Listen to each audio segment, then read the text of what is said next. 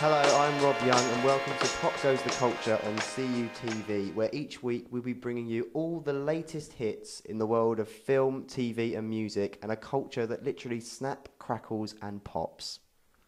So, this week, it's quite an unusual week because there are two big films out. I haven't seen either of them, but I can guess what they're going to be like and it will be right.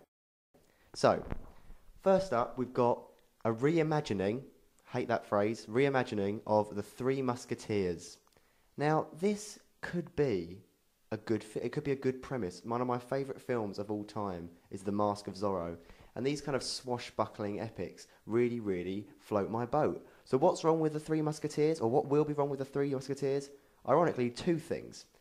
Number one, it has a dreadful director, Paul W.S. Anderson, who has made all of the Resident Evil films and has cast his wife Mila Jovovich in the Three Musketeers, who has just a penchant for having lots of explosions and things kind of flying around the screen, which suits the other problem with the film, which is going to be the fact that it is in 3D. There's lots of threes, the Three Musketeers in 3D.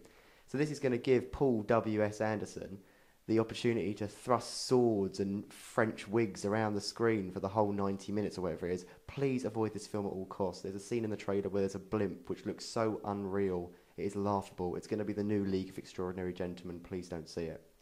However, if you do go to the cinema this week, be a doll and go and see Real Steel, please. Now, again, I can only go on speculation, which is really bad preparation, but it stars Hugh Jackman. That's all you should need to know. In my opinion, Hugh Jackman has never made a bad film. He was Wolverine. There's no one else. Did you know? Here's a bit of trivia for you, film fans.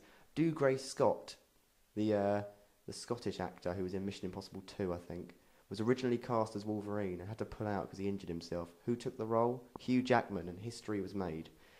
And yeah, he's a big hunk of man. He's amazing. My mum's in love with him. And this film he's in this week is called Real Steel, which is about fighting robots. Now, you might have seen a film this year about fighting robots, and it was called Transformers Dark of the Moon. Now, I wouldn't compare this in any way to Transformers Dark of the Moon. Again, I will give you two reasons. Give it in bite-sized chunks so you can understand things more. The first reason is that this might be like a future film about robots fighting in rings instead of boxing. So it is Rocky with robots. That is how it has been sold. Rocky with robots. And equally, like Rocky, at the centre of this story is not the kind of robots smashing each other's heads in, although I hope that will play a major part. There is a very, very tender father and son relationship between Hugh Jackman and his son. And if anyone can do loving father, it's Hugh Jackman. So I would go and see this film. It won't be perfect. There'll be things that are really cliched and you'll have seen it all before. But Hugh Jackman is a very, very, very reliable central presence to have in any film. And the fact that he's surrounded by robots smashing each other up is just a bonus. Go and see it, please. Right, TV now. Now, I'm known a little bit for loving all kinds of trash telly. Everything. The Only Way is Essex, The X Factor, Big Brother take up a lot of my time. But today I'm going to talk to you, just very briefly, about a show that's been going, it's in its 4th episode now, and it was actually only meant to have 4 episodes. But Channel 4 did the right thing and decided that they would air 2 more. And this show is Educating Essex. Now, you may have heard of this. This is a fly-on-the-wall documentary set in a school in Harlow, Essex, which, you know, it's very, very simple. It just follows the daily lives of some of the students, some of the teachers, and it's absolutely brilliant. I've got a lot of friends who are teachers now, and they've all said that they're so proud of how the teaching profession is being portrayed, and the fact that these kids, despite the fact that this is a state school, 11 to 16-year-old, no sixth form, they are just there to get their 5 A-star to Cs. The teachers are very honest about that.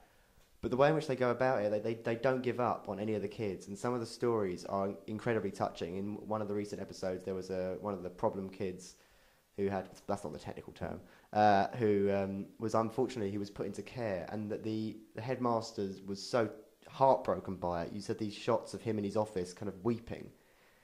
And I think it's the kind of show that if you're in the profession or you can remember your school days with any fondness, it's nostalgic, but it's just so honest and brilliant. And if you're not in the teaching profession, you probably think, what are these teachers doing? They're absolute idiots. But just have a little look. Go on 4OD. There's about 4 episodes up at the moment. Airs on Thursday nights at 9 o'clock, I think. But have a look. It's absolutely fantastic. Now, finally, bit of music for you. I can do music too occasionally. Beyonce, heard of her? She's still around. She's pregnant. Why do I know she's pregnant? Because she's just released a new video for a new single called Countdown. Now, in this video, we get a couple of shots of Beyonce being pregnant. They've done this fantastic thing where occasionally she'll be, she'll have her face to camera, front on shot, and you'll be thinking, hang on a minute, that just looks like Beyonce.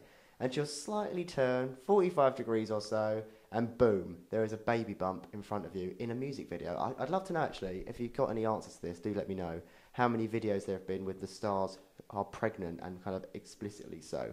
But this song, it's quite a good song, Countdown. Look it up on YouTube. The video's pretty good as well. Lots of colours inspired by our background behind us, I've no doubt. But the most interesting thing about it, I think, is that listening to it made me go back and listen to Beyonce's latest album entitled 4, which I listened to around the time of its release and didn't really think much of it. But actually, I've given it another listen, and it is a cracking album. It is up there with my top albums of the year, along with CeeLo Green's The Lady Killer, so get on that if you want to. But it's full of really, really soulful, very, very Prince-inspired songs, which are just, they've got great melodies, great hooks, some good samples used. There's a Stevie Wonder sample on there. And I just think, whereas other R&B stars at the moment, like Rihanna, and you could, I guess, include Kesha and people like that, they're just, they're just creating dance tracks over and over again. They're writing music or, helping write music for the dance floor. And Beyonce, I know she's a little bit older than them, but she's just said, no, I'm not doing any of that. I'm making these kind of proper soul songs that was going to showcase my voice. And she's done it again. Absolutely done it again. Beyonce, get in my life. Right. So that's probably it for now, I reckon. If you've got any questions, do let CUTV know about my opinions or otherwise. Okay, culture fans, that is all the pop culture you're going to get today on Pop Goes the Culture. It's a great name, that. But join us next time where we'll be discussing all the latest, greatest things going on in film, TV and music. I've been Rob Young. Thank you very much for watching. But what did you do? What did you say? Or did you walk or did you run away? Where